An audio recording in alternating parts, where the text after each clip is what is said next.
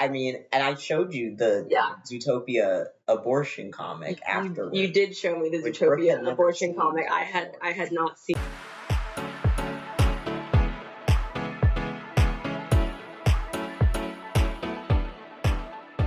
Hey, guys. Hey, bro. So, this is the first episode of the Mise-En-Friends. Yes. Yes. What a clever name. I know, yeah. And why is it so clever? Because it combines two of our passions, being friends and being film majors. Yeah, for those of you who don't know, mise-en-scène is like a French film word that means like the scene, like the things that are in the scene. Yeah, like the objects that are in the scene. Yeah, setting the scene. But yeah, so that's our mise-en-scène. Yes, mise-en-scène. That's how our name came around. Yeah. But to set the scene, why don't we introduce who the hell we are? Who the hell are we? Who the hell are you? Okay, so I'm Brooke. I just graduated from Northwestern University with a degree in radio, television, film, and some random minors that aren't going to get me jobs in French and sociology. Okay. And right now I'm currently living in Chicago with my roommate Cash. Cash, who the hell are you? Well, I'm Cash. I also graduated from... That's so crazy. With a degree in radio, television, and film. And no minors. So definitely nothing helping me getting a job here. Hence why we're starting a podcast. This is our last attempt to make money. Yeah, this is our last ditch effort at fame and fortune in the realm of media. Perfect. I think we haven't really been using our film degrees since graduating. Yeah, I mean, I've been filming some videos of like feet and shoes, but like I don't know if it's like what I'm really passionate about. But yeah, I mean, I think we both started this because we both like to talk, and also because we were like, we probably need to put our media degrees to some sort of use. Yeah. I know my mom would like that. Yeah, my parents would also like that. I'm not sure if like podcasting was the first thing that they hoped I would do straight out of college, but you know, you win some, you lose some. So here we are. Well, let's get into it. What we're going to be doing in the Mise-En-Friends podcast is we're going to be reviewing a movie. Yes. And obviously we have the credentials to do that because we studied movies for 4 years. Like, I know everything there is to know about film. Yeah, and especially the mise-en-scène. Scène, exactly, yeah. And I studied French, so it's like a mix, you know? Right, yeah. It's like I basically know everything. What's another French film word? Yeah. So we know. Yeah. Clearly. So, yeah, obviously you can trust our opinion. Yeah. We're qualified. Yeah. And then we're just going to be chatting about something tangentially related. Yeah, to the movie that we're talking about. Yes, yeah, because, you know, we want to use our film degrees, but we also just want to talk. Like, yeah, it'd be really nice. Yeah. Let's just hop into it, I guess. This cat hop! Oh! Wow, I didn't even plan that, because the first movie we're going to be reviewing is a cult classic, Zootopia 2. Yes. I don't know if any of you guys have seen this new movie. It recently came out, and wow. Well, didn't it make like $1 billion? Okay, well, they still might have not seen it. You never know. Maybe they live in a hole. I don't know. But it's a little known film that not all of us know about. But Zootopia 2. Yeah, it came out and broke box office records. And you know what? Maybe. I was not expecting a lot from it. Okay. But I loved it. The thing is, I was expecting a lot from it, but I think it exceeded my expectations. Since Zootopia 1 was amazing, and so I only had greater expectations for Zootopia 2, and I feel like, you know, it did what needed to be done. Yeah. No, I agree. I think, well, first of all, First of all, I don't remember what happens in Okay, I'm gonna be so honest. I don't remember what happened in Ep1 either. I just remember there was a bunny and a fox that everybody thought was hot. Yeah, and I remember the sheep and the lion. Yeah. I'm gonna be honest. I just remember the fox that everybody thought was hot. I kind of forgot about the bunny too. Right. But oh, and there was a tiger that everyone was obsessed with. Yeah. The tiger on the bus. Everyone was like, he's so Yeah, blessed. I remember that. Yeah. I remember that. That stuck around. Yeah, but that's like what I mainly got from it. But I remember liking it, and so I was like, I think Zootopia 2 is going to be a good one too. Right. Yeah, I did not remember the first movie well enough to know if the second one was going to be good or not. But let's get into the movie. Yeah. I think this is not a spoiler-free podcast. Not at all. If you have not seen Zootopia 2, go do it now because we will be spoiling the movie and it's going to be really upsetting for you when you go to watch it. Yeah, and if you haven't seen Zootopia 2, then just skip to the second half of the podcast. Yeah. Because we're spoiling things now. So, first, I love it when a sequel starts right where we left off. Yes. Do most sequels not do that? Oh, I guess not. I guess some sequels do time jumps. Yeah. I guess most. I guess this one really did. Just it picked up right. Yeah. Right where we left off. Okay. Yeah. So there's no need to do recap. Well, they did do a recap actually, and I was gonna say I really respected that because I think they knew that none of us remembered what Zootopia 1 was about, and so they put that in there, and I was like, oh yes, the bunny. Right. And the fox. Right. And so it helped me remember who the two main characters were, which I think was really important for the context. Yes, but of course, this also reminds us that Nick and Judy are cops. Tension. Right, yeah. Right, they have sexual tension. Cops and they have sexual tension. Yes. And of course, for my initial rating, if we're rating this movie out of 10, the cops thing, it does dock at some points. I agree. Yeah. I think it's a children's movie that I know a lot of people have some issues with because of, they think it's a bit of propaganda. Yeah.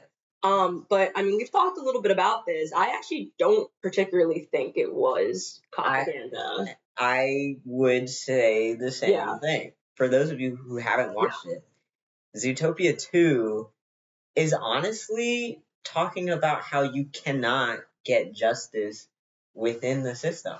I agree. Yeah, because Nick and Judy had to stop working with the Force to actually make material change in their world. The cops in this movie were not affected at all. No. Like, at every turn, they were doing something, completely wrong and failing at their jobs. Yeah. So, I don't really think it paints cops in a great light. No. My only issue where I see that, people could maybe be like, it's propaganda is the fact that, in the end, Nick and Judy go back to being cops. Yeah, cops. But if we think about it in the sense of, they need stability, financial stability, a job, I maybe get it, Right. Because Judy, I think from the first movie, what I'm remembering is that she comes from, a small rural farm town. And so she's probably sending money back to the little baby farm bunnies. Right. And so I think maybe this sounds bad, but maybe she needs to stay a cop to pay for the babies. This is not a pro-cop podcast. No, you're not pro-cop. But no. But I mean, I'm saying I could see a world in which, limited world. Yeah. Maybe this is the only option she thinks she has to provide for her family right now, Yeah. And honestly, I think with the crumbs in this movie, or the stuff that happened in this movie, maybe we're setting up for Nick and Judy to break free from the Force fully at some point. I agree. That's what I'm thinking. And also, this movie showed how, the cops bend knee to the oligarchy. True. Similar to our government. Yes. So I think there's a lot of things to take away from this movie that are not propaganda. Yeah. I don't think necessarily that was Disney's intent. I also don't think that. Yeah. I think they just wanted to make them cops. Yeah. For fun. Yes. But I'm glad that we, since we were film students, have a deeper understanding of what Disney was not trying to say. Yeah, I think if you're an intellectual, like us, yes, with knowledge of film and nuance, you would understand, oh, Zootopia 2, this is actually anti-cop, anti-capitalist, communist. It's kind of revolutionary propaganda. You think about it. It's kind of reparations. That's not the right word. That's not the right word.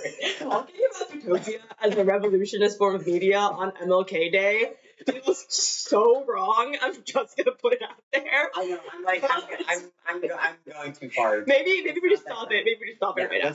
Okay. Let's move on. Let's move on. This is the first episode. Mike just makes me talk too much. Is the issue? No, it's true. It really does something to you. This is the first episode, and we don't want to get canceled. Yeah, that'd be good. Maybe the second. Yeah. Let's move on. Because we do have other things in the movie that we want to talk about before we move on. But Judy Hopps' dress. Horrific. Terrible. Disgusting. Terrible. At the event. The gala she went to. And Nick is wearing a suit perfectly fine. It's easy. Yeah. It's easy for Nick to be hot. We've already established this was the purpose in designing that character. Yes. He's played by Jason Bateman. Yes. Kind of hard to fuck that up. But Judy, and this was supposed to be her shining star moment too. Yeah. We'd only seen her in her cop clothes before at this point. And so this was supposed to be her nerdy girl takes off the glasses, now she's beautiful, It's oh, Bunny puts on dress, hot, Right. But it wasn't that. It was Bunny puts on dress, now she's just same cop Bunny. A dress. I mean, the accessories were not on there was point. Just nothing going for her. The ears were in a bun kind of thing. I think they probably should have been down. I agree. Yeah, and was she wearing shoes? I don't know. I think the rest of the dress was so bad that I wasn't even looking at the feet. I'm gonna be honest, but probably not, because the way she was running through those halls, I feel like she wouldn't have been able to do that if she was in heels. Yeah, probably not. But does anyone wear shoes in Zootopia? No, I'm thinking about it. Now that I'm thinking about it, maybe not. Yeah, maybe that's not a thing. Okay. Everyone gets the wrong shoe. But yeah. So outfitted chop. Awful. Yeah, and we have to talk about the coworker situationship. Yes. So, do you think this movie was pro or anti coworker situationship? I think this movie is pro. Okay. I think it's pro, not in the sense that they got together officially, but in the sense that it's romanticizing this tension. Between they're friends, but they love each other. It's a will so much. They literally in the movie were we're more than that. But they didn't say what that was. That is true. But also, I don't know. I mean, you were saying at the end of the movie that you weren't sure if in the third movie they were actually going to end up together. Well, yeah, I'm not sure. Well, because I think that this could be a plot point for a whole Zootopia movie. The interspecies relationship. Yeah.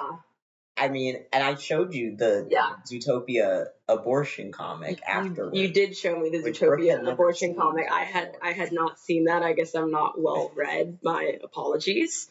Yeah. I consume other media other than Zootopia abortion comics, but unfortunately. Yeah, I'm sorry. Honestly, I think Disney would be smart to I can see that material. Yeah. And take the fourth Zootopia movie into a completely different genre. I can see that.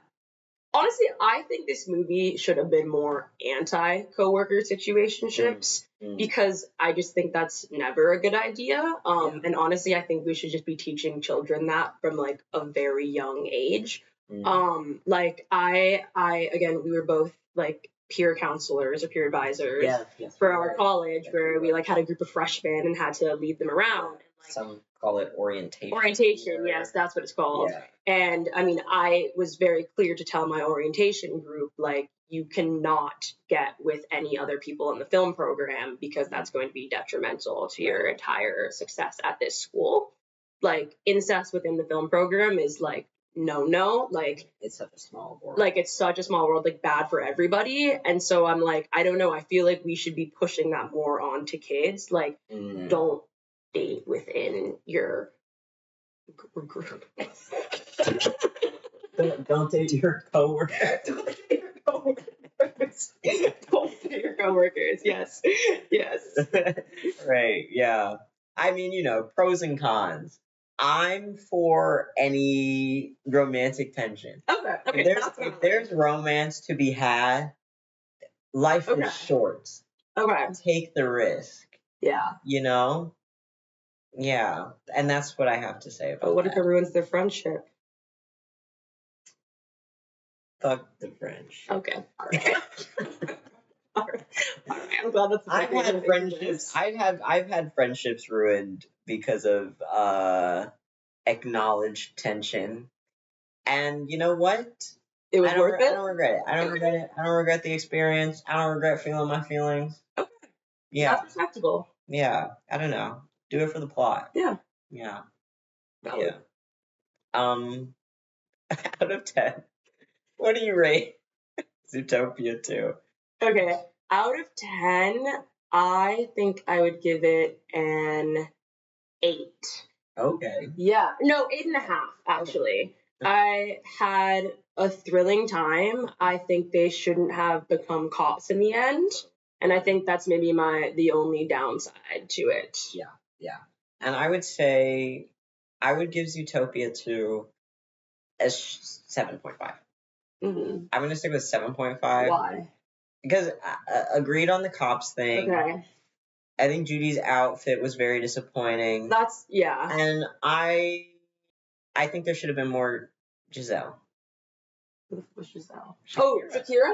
Oh, that's, understandable. Oh, wait, hold on. Before we end this, the song that Shakira sang was basically the exact same song as whatever that song. Waka Waka. She reheated her own nachos. That was the exact same song, except now she was like, I actually don't remember the lyrics, but it was like, zoo, come to the zoo. Like, well, it's not about the lyrics, it's about the tune. I'm saying, I forgot the tune is the issue, so I'm not like saying it correctly, but it's like Stamina, zoo.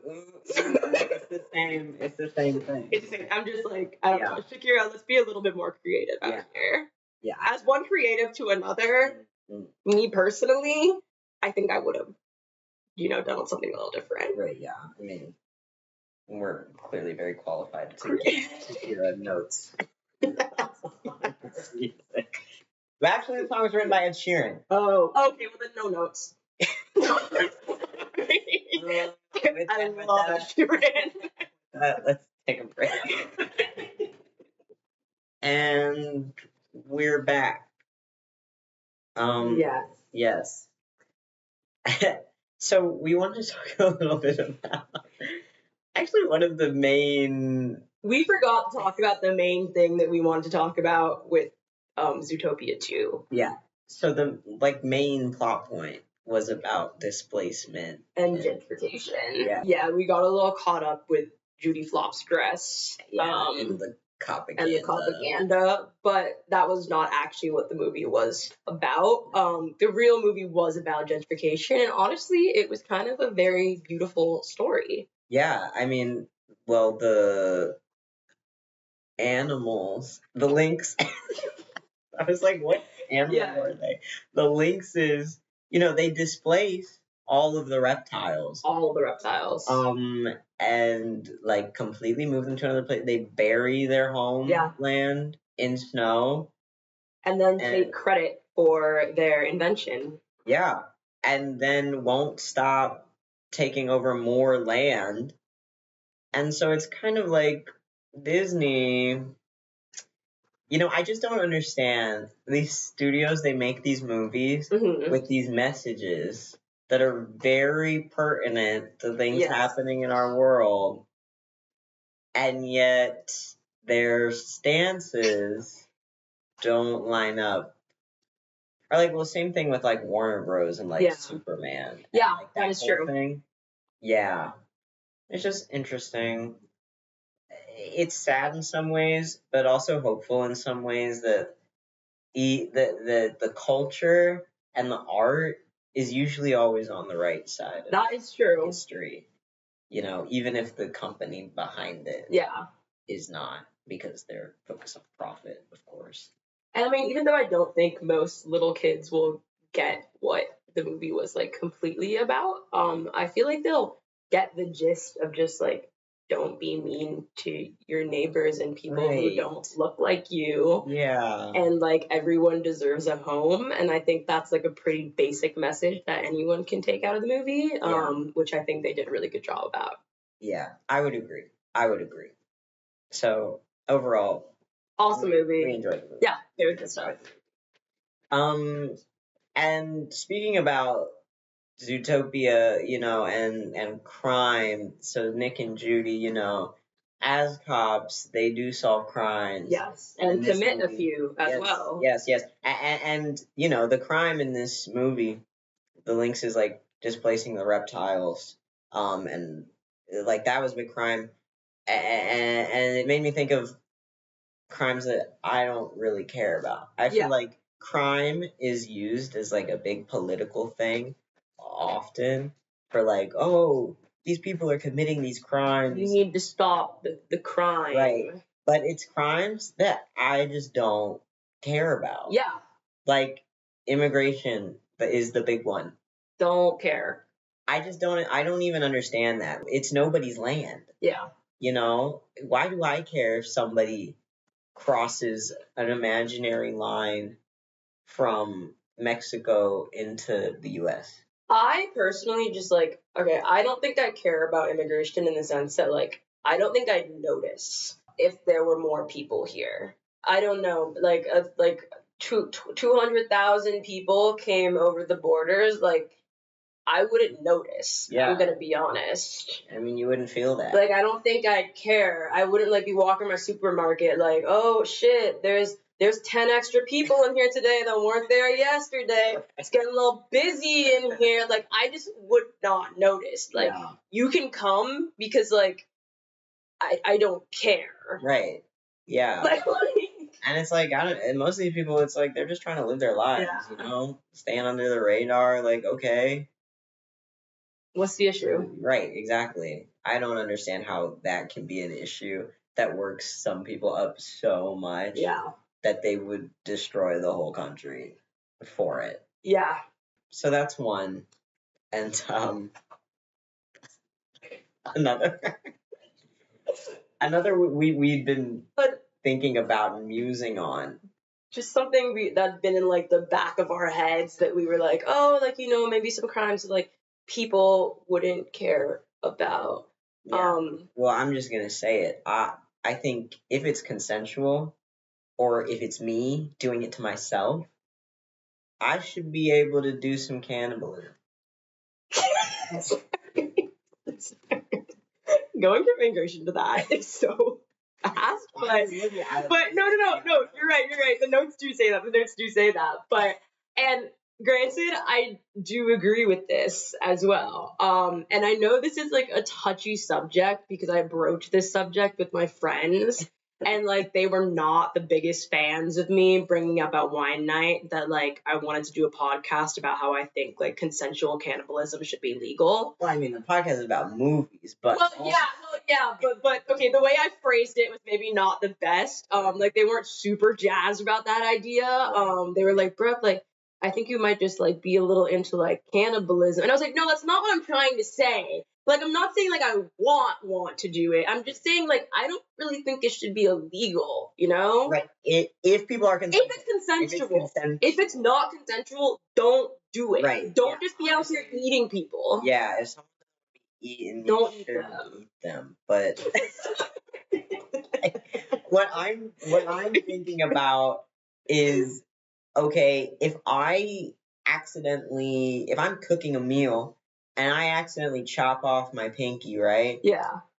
Okay, one course of action is to put that on ice and like go to the hospital and get that reattached, maybe. But that's hard. But Expensive. another course of action is, well, I wasn't planning on this.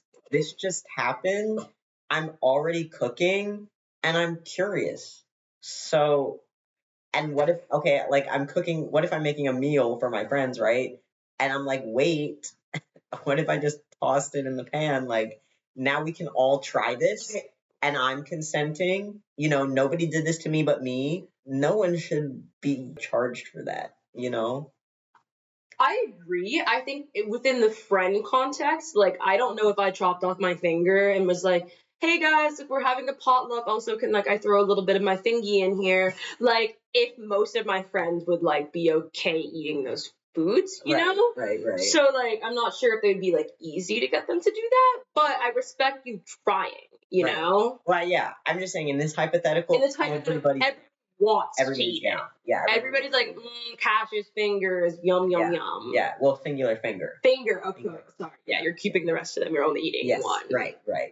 Of course. Yeah. Yeah, no, I mean, I agree. I think, okay, this is probably going to lead me down a bad path. Like, I know this, okay, I feel like I'm going to get canceled on this podcast, but if we're using the rhetoric of, like, my body, my choice, Yeah. like, Okay.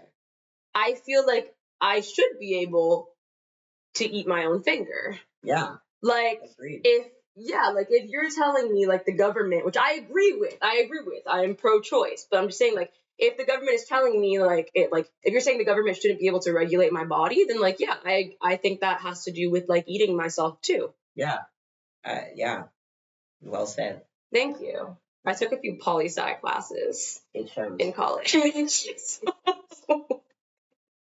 And furthermore, I think when I die, my family should be able to eat me if I want that. Okay.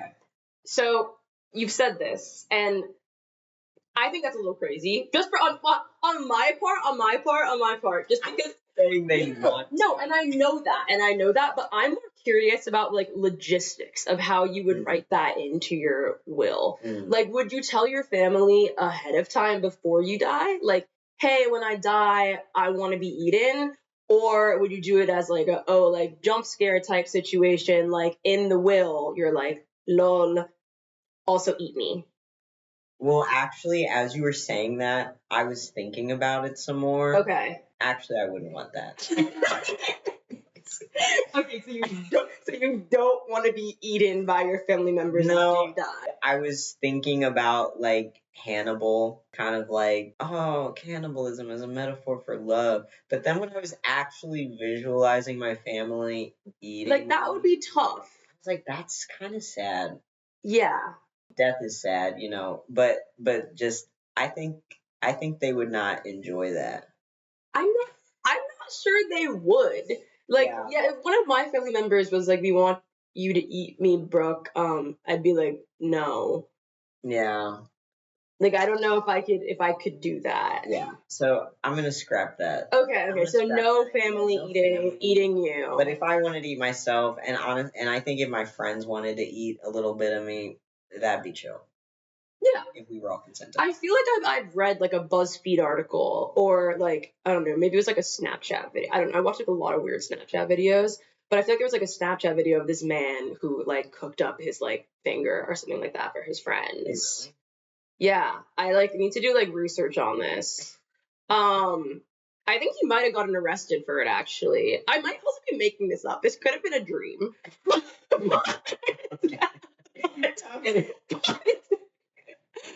This was a BuzzFeed article? Maybe? I swear I've seen something where maybe it was like a wives' tale where someone like cooked their arm or something. I'm not sure about the specific. Okay, wait, we're searching it up to try and see. Like hand or foot. Victim of cannibal agreed to be eaten. Oh, it was tacos. It was tacos. Search his friend's tacos. Made from his own educated life.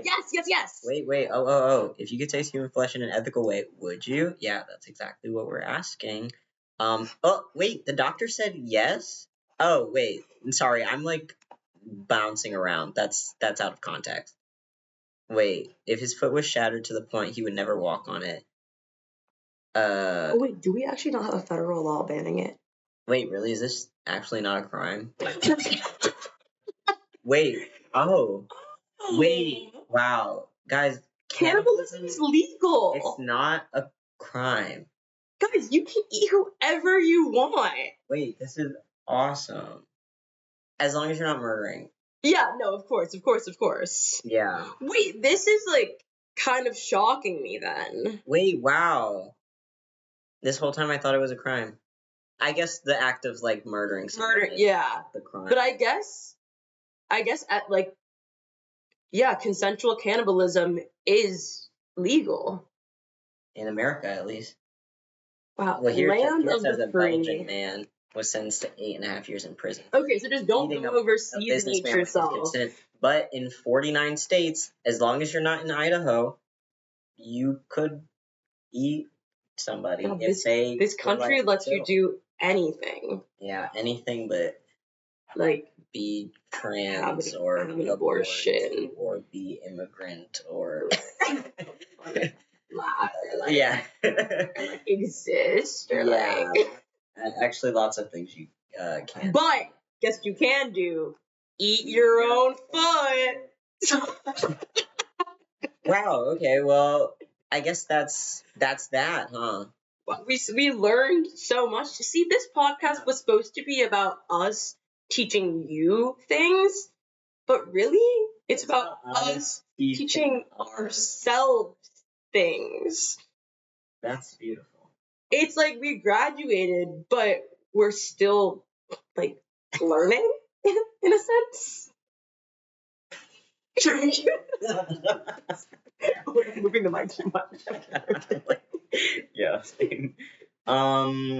Wow, what a beautiful way to conclude first episode. Yeah, wait, thank you so much, Cass, for making the time to sit down and talk with me in our own shared home. Yes. In our own office when we both didn't really have anything else to do today. Yes. Thank you. Well, hey. Well, you actually did stuff today. I went for this MLK Day. I went to the Sonic Speed Cafe. Okay, yeah, you did a lot more than I got a chili dog and chow rose and chow rose and a Chaos Emerald refresher. Okay, I actually did nothing today. Right. We should just sign off. Yeah. All right. Thanks for listening. Mwah. Tune in next time where we actually do an entire 30 minutes discussing the Zootopia abortion comic. Get ready. Bye.